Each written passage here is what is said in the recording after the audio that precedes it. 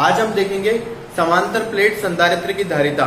हमने देखा था अभी तक कि जो समांतर प्लेट संधारित्र होता है उसमें दो प्लेटें होती है जो एक दूसरे के समांतर रखी होती है।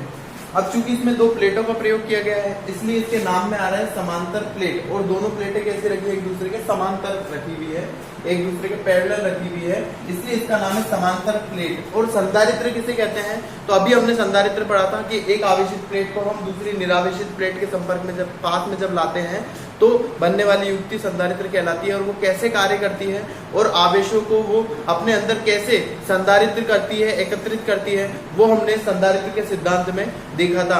अब हम देखेंगे कि यदि हम कोई दो प्लेटें लें जो एक दूसरे के समांतर रखी हुई है और दोनों को मिला करके हमने संधारित्र बनाया है, तो वो जो संधारित्र बना है वो कितने आवेशों को अपने अंदर धारण कर सकता है या उसकी जो धारिता है उसका मान हम कैसे ज्ञात कर सकते हैं, वो आज का हमारा टॉपिक है। तो हमने दो प्लेटें ली है, ये संधारित्र बन गया हमारे पास। हम जानते हैं संधारित्र की जो एक प्लेट होती है उस पर प्लस चार्ज होता है और दूसरी वाली प्लेट होती है उस पर माइनस चार्ज होता है। ये संधारित्र के अंदर हमने पढ़ा है। अब जो ये समांतर प्लेट संधारित्र बना है, माना कि इन दोनों प्लेटों के बीच में जो दूरी है वो d दूरी है। पहली प्लेट को P1 नाम दे देते हैं, दूसरी प्लेट को P2 नाम दे देते हैं। माना कि इसकी इस प्लेट पर जो आवेश घनत्व है वो सिग्मा है, तो सिग्मा इसके आवेश घनत्व हो गया इस समांतर प्लेट संधारित्र का। तो देखिए बच्चों, समांतर प्लेट संधारित्र की P1 प्लेट के कारण संधारित्र के मध्य स्थित किसी बिंदु, यहाँ कोई भी बिंदु है,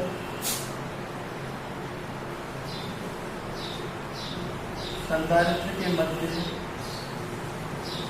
किसी बिंदु पर विद्युत क्षेत्र की तीव्रता, तो इस बिंदु पर विद्युत क्षेत्र की तीव्रता E1 बराबर होगी। देखिए बच्चों, ये कोई आवेशित चालक प्लेट है और हमने आवेशित चालक प्लेट के कारण उसके बाहर स्थित किसी बिंदु पर विद्युत क्षेत्र की तीव्रता का फॉर्मूला पहले से ज्ञात किया हुआ है। हम जानते हैं कि आवेशित चालक प्लेट के कारण बाहर स्थित किसी बिंदु पर विद्युत क्षेत्र की तीव्रता होती है sigma upon 2 epsilon not. Sigma जहां पर उस चालक प्लेट का पृष्ठीय आवेश घनत्व कहलाता है, क्योंकि जो चालक प्लेट होती है उसका आवेश पृष्ठ पर ही वितरित होता है। तो ये हमारे पास आ गया। अच्छा, ये जो विद्युत क्षेत्र की तीव्रता है हम जानते हैं प्लस आवेश यहाँ पर वितरित है और इस बिंदु पर निकालेंगे तो इस विद्युत क्षेत्र की जो दिशा होगी प्लस से कहाँ होती है, हमेशा बाहर की ओर। तो इस पर विद्युत क्षेत्र की दिशा ये वाली होगी E1 वेक्टर। तो E1 वेक्टर की दिशा इस तरफ हो गई। ये कौन सी दिशा है, ये यहाँ से निकल रही है और यहाँ की ओर जा रही है। तो ये जो दिशा है ये कौन सी है, P2 प्लेट की तरफ जा रही है। तो इसको ऐसे भी लिख सकते हैं P2 प्लेट की ओर। ये तो आ गया हमारे पास समीकरण नंबर 1।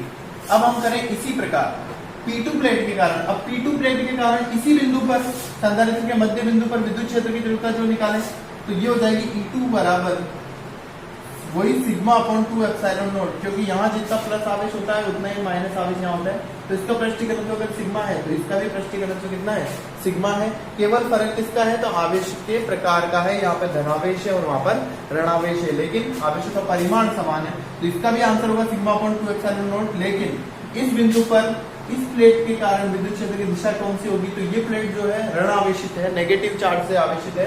तो हम जानते हैं कि नेगेटिव चार्ज से जब आवेशित होती है तो बल रेखाएं कहाँ आती है, अंदर की ओर आती है। तो इस बिंदु पर विद्युत क्षेत्र की दिशा कौन होगी, अंदर की ओर, माइनस की तरफ, इस तरफ। तो E2 की जो दिशा है वो भी कहाँ आ गई, इस तरफ ही आ गई। तो ये भी कौन सी ओर है, P2 प्लेट की ओर। तो इसकी दिशा भी आ गई P2 प्लेट की। और इस तरह से हमारे पास समीकरण 1 और 2 आ गए कि संधारित्र के मध्य में स्थित किसी बिंदु पर विद्युत क्षेत्र की तीव्रता का मान। तो इन दोनों प्लेटों के कारण इस मध्य बिंदु पर जो परिणामी विद्युत क्षेत्र की तीव्रता होगी, अतः मध्य बिंदु पर परिणामी विद्युत क्षेत्र की तीव्रता E बराबर E1 प्लस E2। और हम देख रहे हैं कि दोनों जो है विद्युत क्षेत्र की तीव्रता वो एक ही दिशा में है। इसके कारण भी P2 प्लेट की ओर है और इसके कारण भी P2 प्लेट की ओर है। तो ये परिमाण में जुड़ जाएंगे।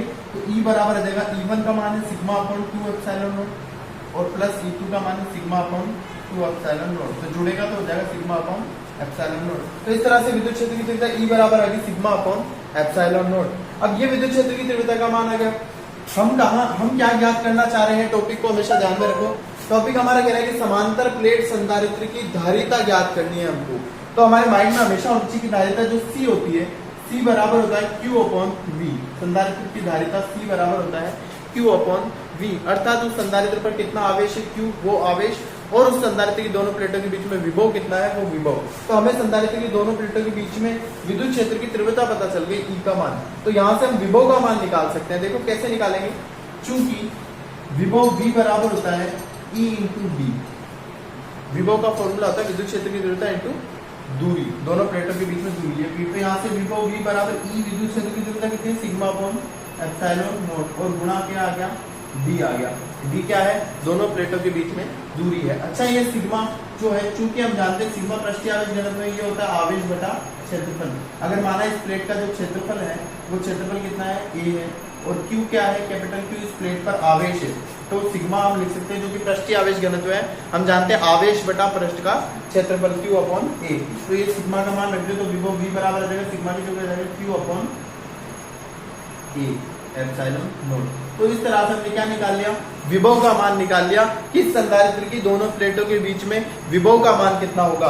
अब यदि विभव का मान हमारे पास आ गया है, अतः संधारित्र की धारिता का अगर हम मान निकालें तो चूंकि संधारित्र की धारिता C बराबर होती है Q/V, तो विभव का मान यहाँ रख दें तो धारिता C बराबर Q/V का मान वहां से रख दे Q स्मॉल d अपॉन में A एप्सिलॉन नॉट, तो ये ऊपर चला जाएगा तो A एप्सिलॉन नॉट, यहाँ Q से Q कट गया, ये आगे संधारित्र की धारिता C बराबर एप्सिलॉन 0 A अपॉन D।